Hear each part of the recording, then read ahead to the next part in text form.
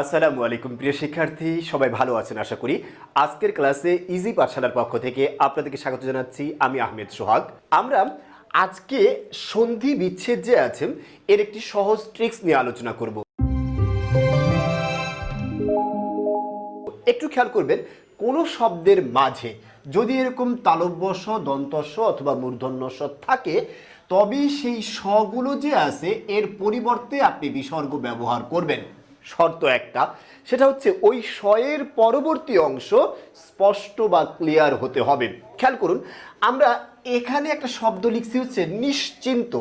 এই নিশ্চিন্ত শব্দটার মধ্যে আমরা দেখতে পাই তালব্য শয়ের পরে কিন্তু রস্য ই যুক্ত চিন্ত। চিন্ত শব্দটা তালব্য শয়ের পরে আছে, এটুকু সবাই বুঝতে হবে। কারণ কার সবসময় মূল বর্ণের পরে থাকে। যেহেতু তালব্য শয়ের সাথে রস্যই আছে আর রস্যইটা মূল বর্ণের পরে আছে, তখন এটা কার সাথে যুক্ত হবে? চয়ের সাথে। তখন শব্দটা কি হয়? নিশ্চিন্ত, তাই না? এই যে শয়ের পরবর্তী অংশ চিন্ত, এই চিন্ত একটা স্পষ্ট অর্থবোধক শব্দ। শয়ের পরবর্তী অংশ যদি স্পষ্ট হয় এবং শটা শব্দের মাঝে থাকে, তাহলে সেই শয়ের পরিবর্তে আমরা কি দেব? বিসর্গ দেব। দেখবেন এখানে কি আছে? নি বিসর্গ আছে, চিন্ত আছে, কিন্তু শটা নাই। সেই শটাকেই আমরা বিসর্গ বানিয়ে ফেলেছি। আশা করি বিষয়টা বুঝতে পেরেছেন। আরেকটা রুল খেয়াল করেন, পরের উদাহরণটা খেয়াল করেন। আমরা বলছি দুশ্চিন্তা। এই দুশ্চিন্তা শব্দের মধ্যেও কিন্তু মূল শব্দ কি? চিন্তা। এই চিন্তা শব্দের আগে স আছে এবং শয়ের পরবর্তী অংশে স্পষ্ট হওয়ার কারণে আমরা শটাকে কি বানিয়ে দেব? বিসর্গ বানিয়ে দিয়েছি। তখন বিচ্ছেদ করলে সমান সমান কি হয়? দু বিসর্গ যোগ চিন্তা। এখানে ঠিক একই রকম দু বিসর্গ যোগ কৃতি হবে, কারণ এখানে মূর্ধন্য স যে আছে এর পরবর্তী অংশ কি আছে? কৃতি। আর কৃতি একটা স্পষ্ট শব্দ, তাহলে আমরা কি বলতে পারি? দু বিসর্গ যোগ কৃতি। আচ্ছা, আবার এখানে দেখুন তো, মূর্ধন্য স যে আছে এর পরবর্তী অংশ কি? প্রাপ্য। এই প্রাপ্য শব্দটা যে আছে, একটু খেয়াল করুন, এই প্রাপ্য শব্দটা একটা স্পষ্ট অর্থবোধক শব্দ, তাই এই যে মূর্ধন্য শটা যে আছে এটাকে আমরা বিসর্গ বানিয়ে দিচ্ছি। তখন শব্দটা কি হবে?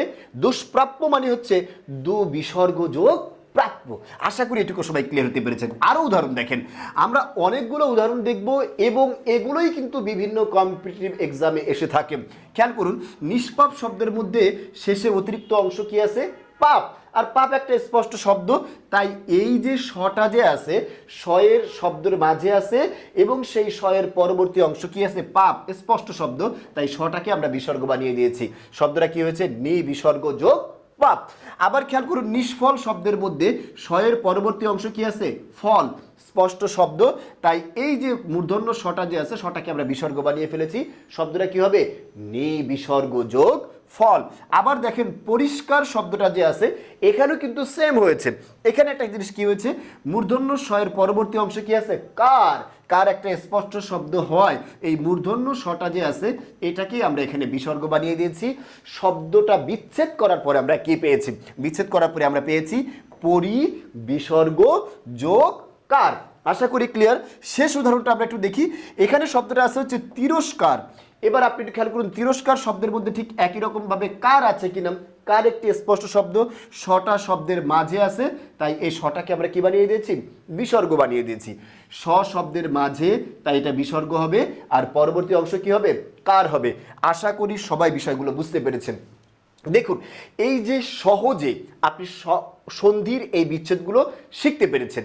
শুধু আপনাকে মনে রাখতে হবে, এটা স যদি শব্দের মাঝে থাকে, পরবর্তী অংশ স্পষ্ট থাকে, তাহলে এরকম শত শত শব্দের সন্ধি বিচ্ছেদ আপনি এক তুড়িতেই করতে পারবেন।